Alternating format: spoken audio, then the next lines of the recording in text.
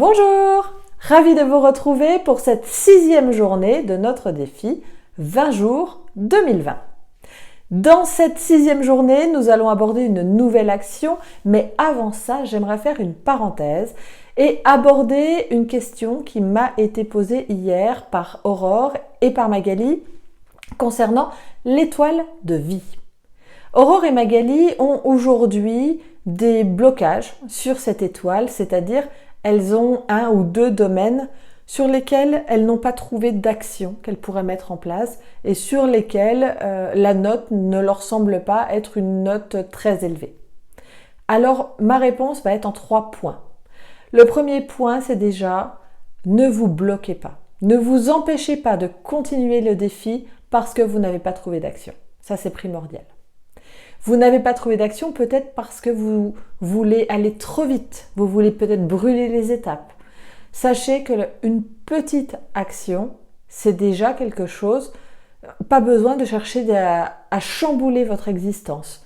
Par exemple, sur un domaine, je crois que c'est Magali de mémoire qui me disait « Amitié, j'ai mis 6 parce que je vois beaucoup moins mes amis. » Eh bien, pourquoi ne pas se dire « Je vais prendre mon téléphone et je vais les appeler. » Voilà, ça peut être ça. Une action, ça peut être ça.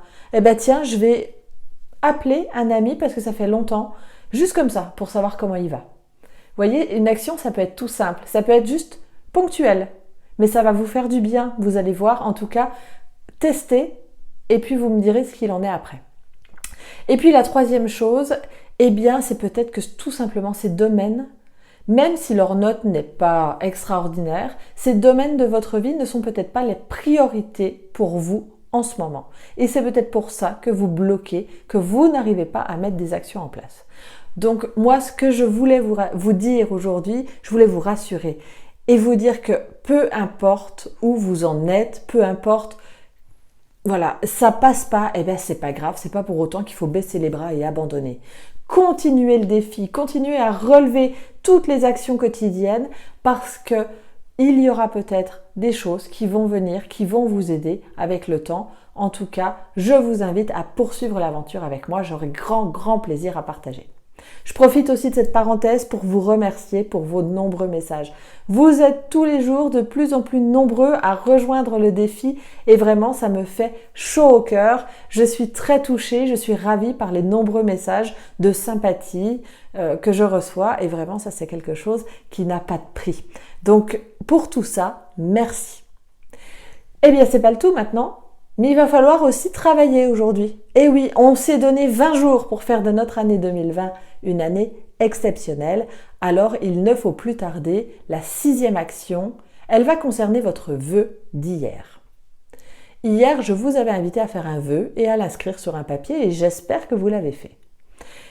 Aujourd'hui, je vais vous poser 3 questions qui concernent votre vœu. 3 questions que vous allez devoir vous poser à vous-même et pour lesquelles j'aimerais que vous preniez le temps de réfléchir, de vous poser et de répondre par écrit.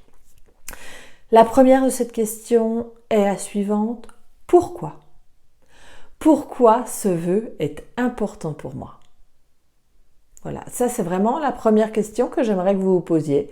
Pourquoi ce vœu est important, plus important qu'un autre pour moi ? Ok ? En quoi est-ce qu'il va changer votre vie ? En tout cas, en quoi est-ce qu'il sera bénéfique? Pourquoi ce vœu? Ça, c'est la première chose. La deuxième question que j'aimerais que vous vous posiez aujourd'hui, eh bien, c'est celle de la distance. À quelle distance est-ce que je suis de mon vœu? De quoi ai-je besoin? Qu'est-ce qui me manque aujourd'hui pour atteindre, en fait, ce vœu? Ça, c'est la deuxième question, c'est très factuel. De quoi j'ai besoin? De quoi j'ai besoin aujourd'hui pour faire que ce vœu devienne réalité? Et enfin, la troisième question. Quels sont mes freins? Quels sont mes obstacles? Mes peurs? Qu'est-ce qui aujourd'hui m'empêche de passer à l'action et d'atteindre mon vœu? Qu'est-ce qui m'empêche de réaliser aujourd'hui ce vœu? Ok? Voilà. Ce sont les 3 questions que je voudrais que vous vous posiez aujourd'hui. Prenez le temps de la réflexion, prenez un instant pour vous. Et puis vraiment ce défi, il est pour vous. Donc c'est important que chaque jour, vous lui accordiez 5, 10, voire 15 minutes et que vous preniez un temps rien qu'à vous. C'est ça aussi le défi, c'est d'apprendre à prendre du temps pour soi. Donc posez-vous ces 3 questions. Pourquoi ce vœu ? De quoi j'ai besoin pour atteindre ce vœu, pour réaliser mon vœu ?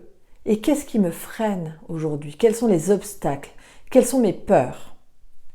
Ok, je compte sur vous. J'ai vraiment hâte de voir vos retours. Pour ceux qui n'osent pas encore partager, que ce soit avec moi ou en public, c'est pas grave. Je sais que vous êtes là, je sais que vous faites les exercices et je vous en remercie. Sachez que je suis là si vous avez besoin.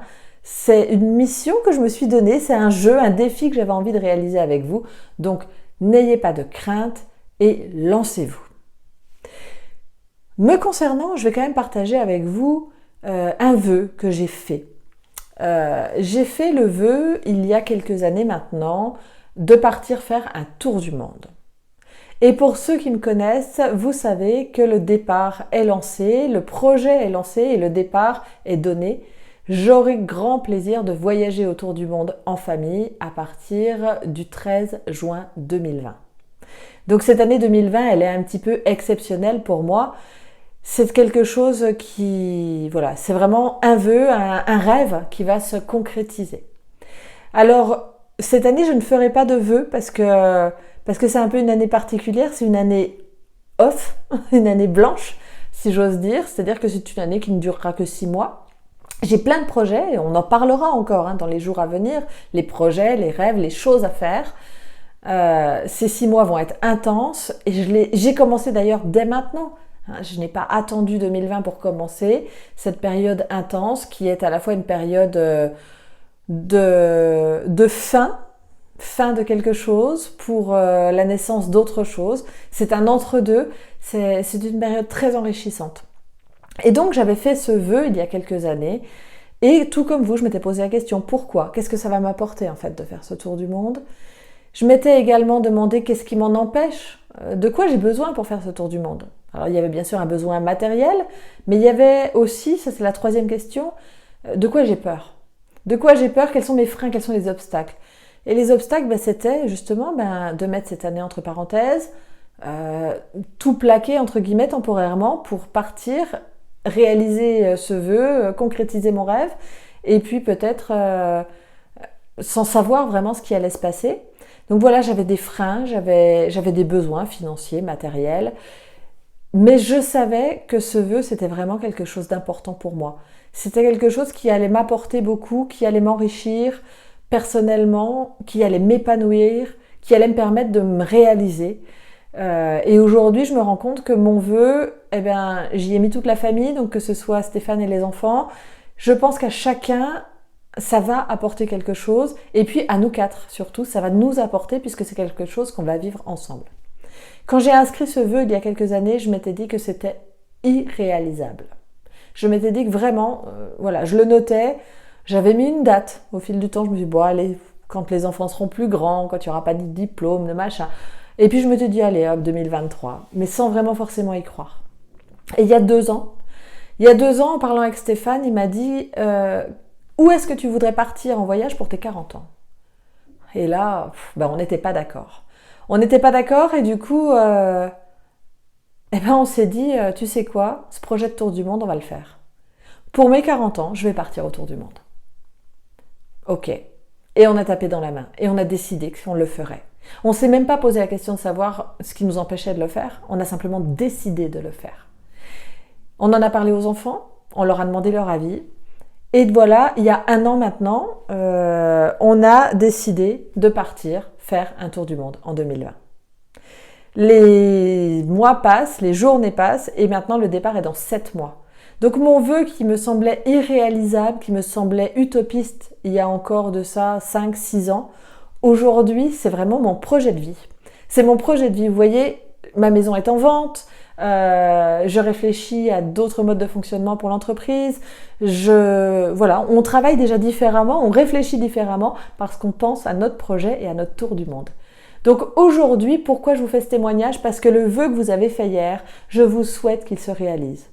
En 2020, en 2022, en 2025, peu importe, mais je vous souhaite aujourd'hui d'avoir tout ce qu'il faut pour pouvoir envisager de faire de ce vœu une réalité.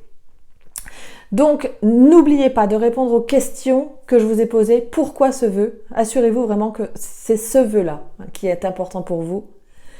De quoi avez-vous besoin aujourd'hui pour réaliser ce vœu? Et puis, qu'est-ce qui vous freine? Quels sont les obstacles? Quelles sont vos peurs par rapport à ce vœu? J'ai hâte de vous lire et puis je vous dis à demain pour une nouvelle action du défi 20 jours pour 2020. Bye!